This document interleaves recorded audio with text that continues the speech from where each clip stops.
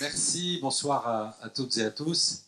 Je suis très heureux d'être parmi vous ce soir pour vous faire part de mon témoignage finalement, moi qui ai eu la chance d'avoir 3 vies professionnelles jusqu'à présent, différentes, dans des secteurs extrêmement différents, une séquence de vie de 12 ans en entreprise, une séquence de 15 années d'exclusivité en politique, et maintenant à nouveau une séquence à la fois en entreprise et au service d'une fédération d'entreprises de l'automobile. En venant, je me disais finalement, vous vous souvenez de cette parole à la fin du 19e siècle, peu avant la guerre de 14, de Clémenceau, qui disait « La guerre est un sujet trop sérieux pour la laisser exclusivement aux militaires ».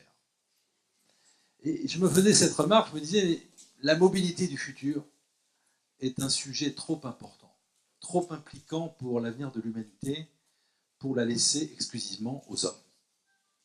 Nous avons besoin des femmes dans cette mutation que l'industrie automobile n'a jamais connue depuis son origine. Nous avons besoin des femmes. Pourquoi ? D'abord parce que vous représentez la moitié de l'humanité et on ne peut pas se priver de la moitié de l'humanité quand on a des enjeux aussi importants, des défis aussi importants à relever. Ensuite, parce que, et je vous livre mon témoignage, j'ai vécu, depuis une trentaine d'années, l'importance de la place des femmes dans toutes les fonctions que j'ai occupées. Moi, j'ai travaillé 12 ans dans une entreprise où il y avait plus de femmes que d'hommes, dans le groupe L'Oréal. J'ai été dirigé par des femmes. Et pour moi, c'était naturel, cette égalité entre hommes et femmes sur le plan professionnel, même si ça ne l'était pas sur le plan des rémunérations. J'ai vécu ensuite 15 années dans le monde politique, où j'ai beaucoup changé d'avis sur cette question. Moi, j'étais par principe contre les quotas, parce que je trouvais ça assez dégradant. Et je me suis aperçu que c'était grâce aux quotas qu'on avait progressé en matière de place des femmes et d'accès aux responsabilités politiques des femmes. J'ai été maire et j'avais autour de moi une équipe mixte à 100%. C'est-à-dire que j'avais la moitié de femmes dans mon conseil municipal, la moitié de femmes dans mon exécutif.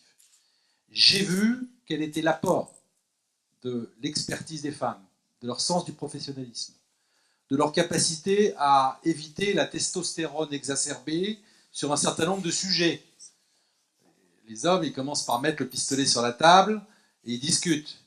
Les femmes, elles partent de la réalité, elles partent du vécu, elles sont pragmatiques et elles cherchent des solutions.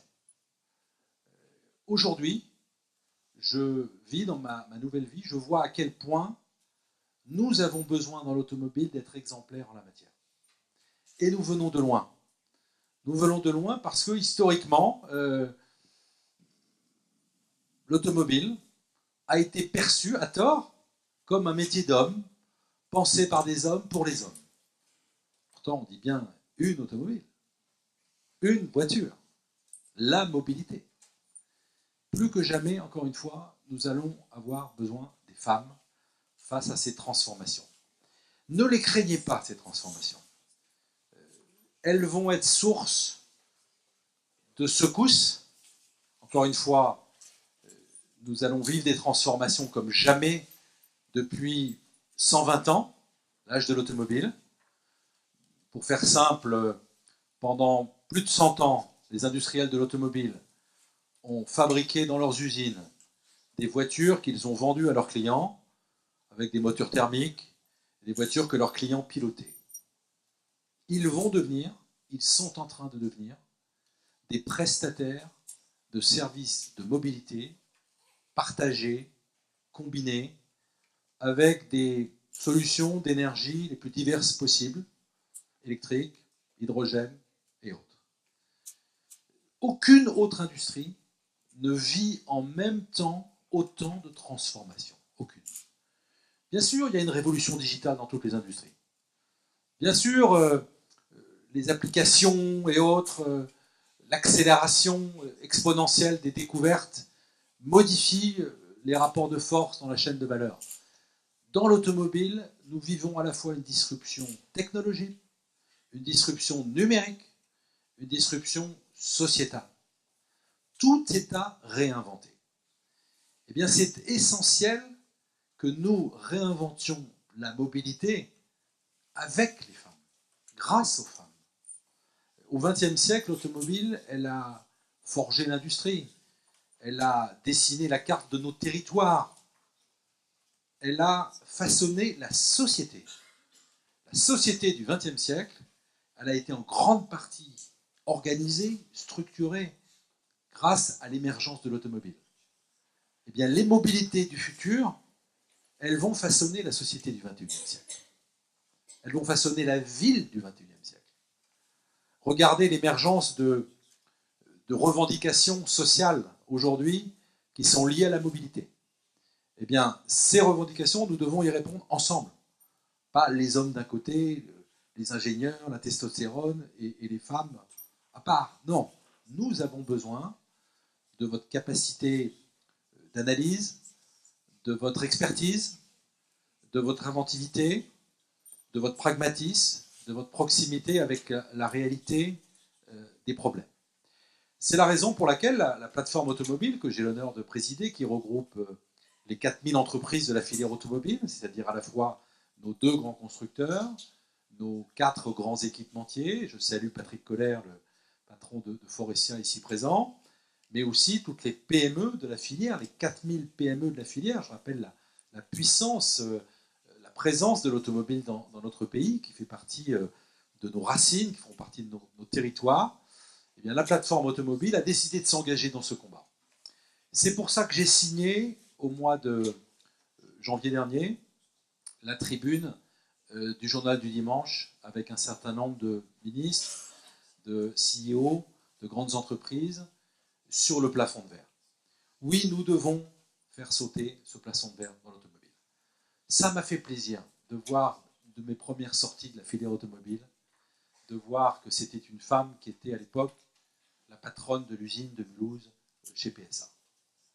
J'étais contente de rencontrer Linda Jackson, patronne de Citroën, parce que c'est un symbole extrêmement fort dans l'automobile qu'une femme soit aujourd'hui à la tête d'un grand constructeur mondial.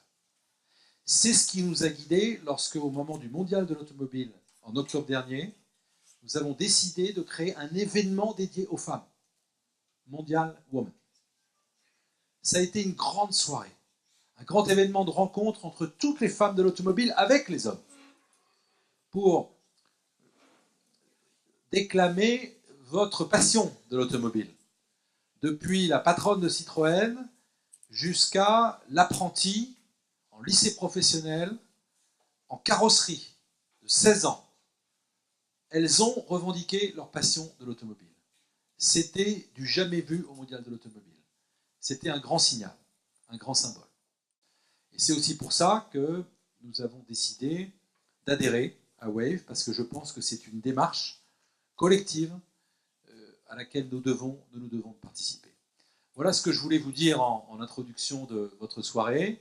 Je suis très heureux d'être aux côtés de femmes qui se sont engagées depuis longtemps dans la filière automobile, qui pour certaines d'entre elles ont déjà été lauréates.